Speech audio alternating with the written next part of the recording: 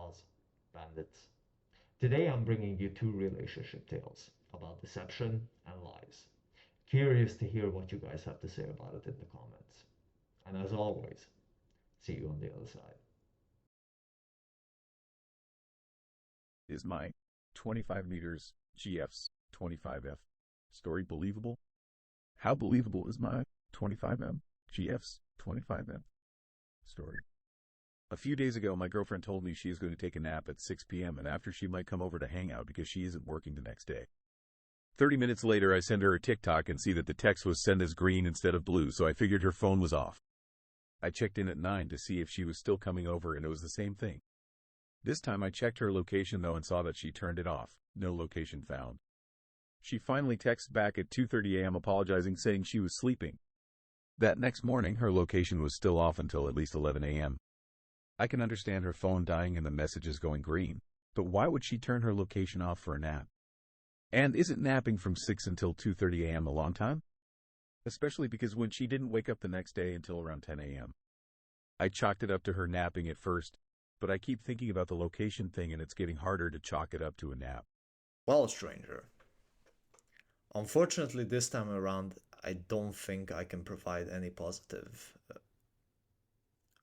news or positive reinforcement to what you think. The red flags are already there. If somebody goes to bed at 6 o'clock, then wakes up 2:30 in the morning, and the location is turned off for a nap, I'm sorry to say, dude, but the signs are there. Whatever you decide to do with it is your choice and your choice alone. If you would like to continue with this girl, I highly recommend you being on the fence and don't control her, because control is a bad word, but pay attention to what she does, not what she says. As you can see, what she says logically to you does not make sense.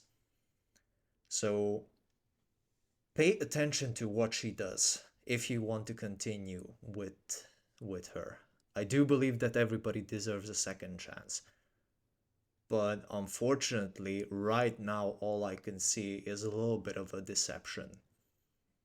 She's your girlfriend, so you obviously know her. But as an outsider, and I'm pretty sure that most people will agree, this is not a good sign. My dude, you know, whatever you prefer. WS29F cheated on me with my ex-best friend, 35M. Now I, 32M, feel obligated to offer the sake of WS. It's a long story. I'm sorry, but I'm desperate and I don't know what to do. It's been 4 months since D-Day. My wife, 29F, started being distant in November last year. Everything irritated her and she always got emotional with me, 32M. One moment she loved me and then out of nowhere she hated me. We stopped having sex in mid-October, and when I wanted to start, she would get in a bad mood. I tried to understand what was happening, but every time she was distant, I talked to her family and friends and no one knew why she acted like that. This was the first time in 8 years 5 married she acted like this. So I only focused on the work that always increases at the end of the year. The holidays passed and she was still very distant, but this time she stopped being irritated and became depressed. I told her that we are going to the doctor or the psychologist to see what was happening to her. She had been laid off in August 2023, and since then she has been looking for a job while I covered both of our expenses, so I thought that might be it. She didn't want to go to the doctor or the psychologist. She got very nervous and told me that she was only like this because she still couldn't find a job and she felt like a burden to me. She hugged me, asked for forgiveness, and thanked me while crying. I didn't understand why she told me that. It was the first show of affection I had from her in months. I usually take our vehicles to the car wash the first week of the month. So when I took hers in, first checking for anything valuable before putting them in, I found a box of abortion pills. At that moment, my world fell apart.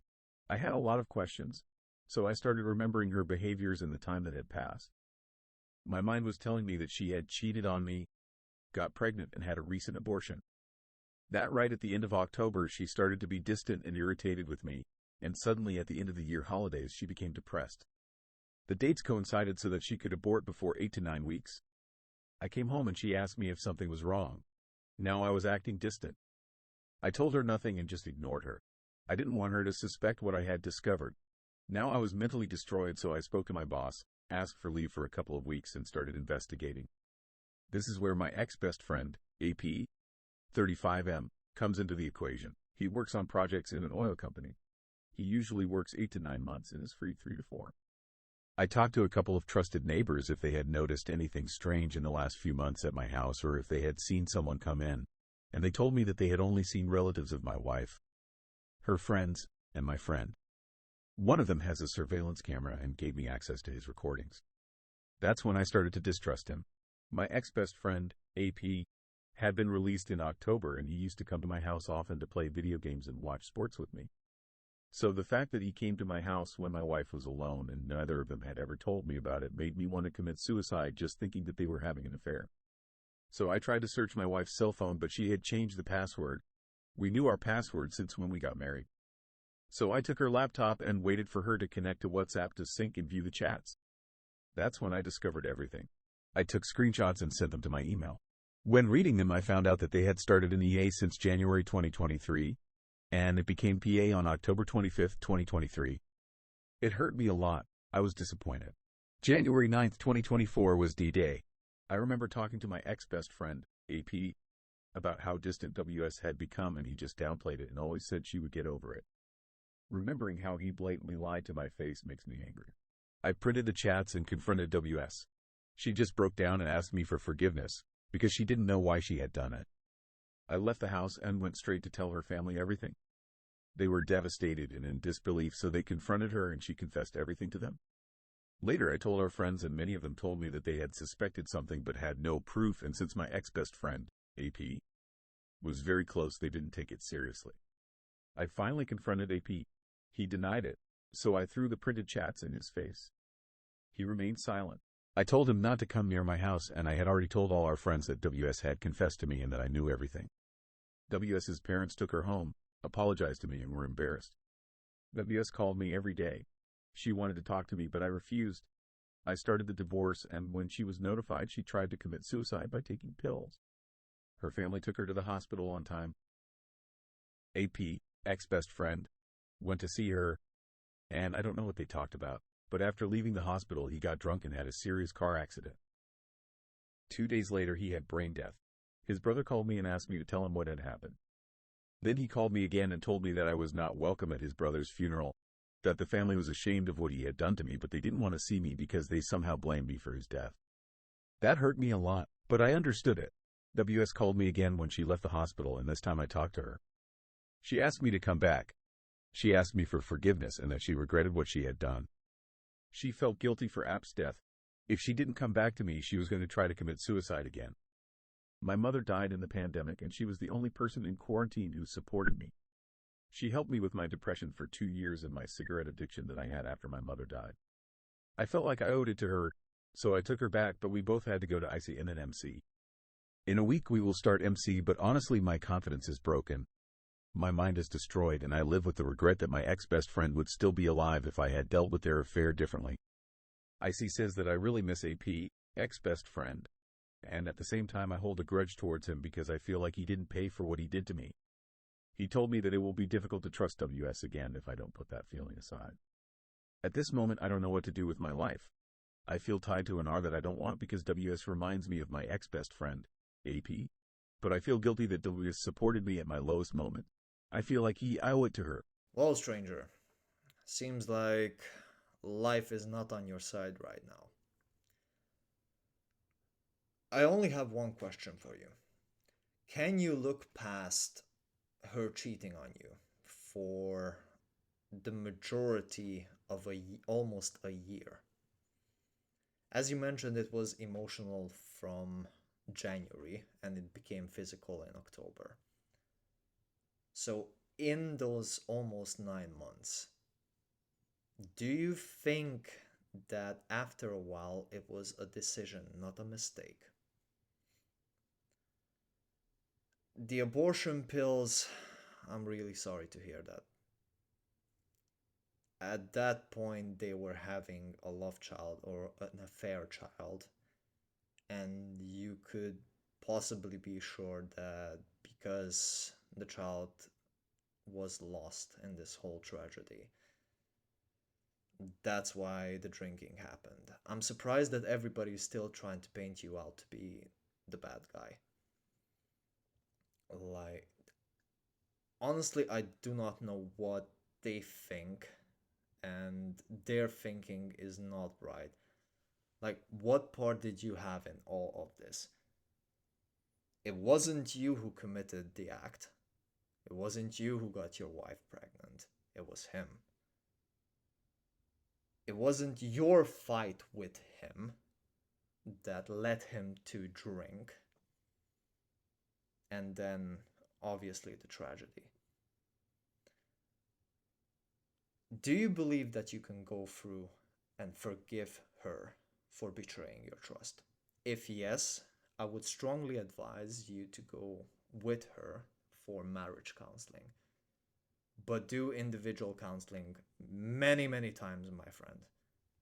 Right now, you're not in a good mindset to handle basic life stuff.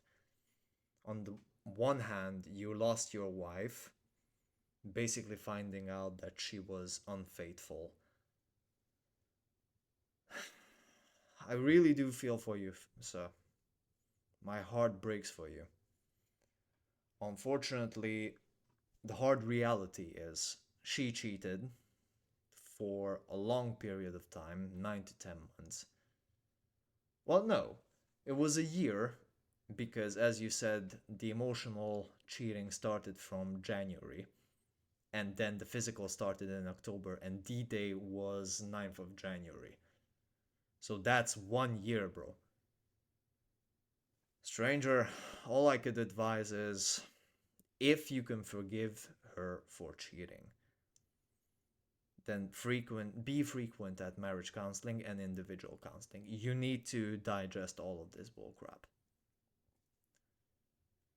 Her trying to off herself is emotional manipulation at its core. So if you continue being with her, be careful, because right now she has a hold of you.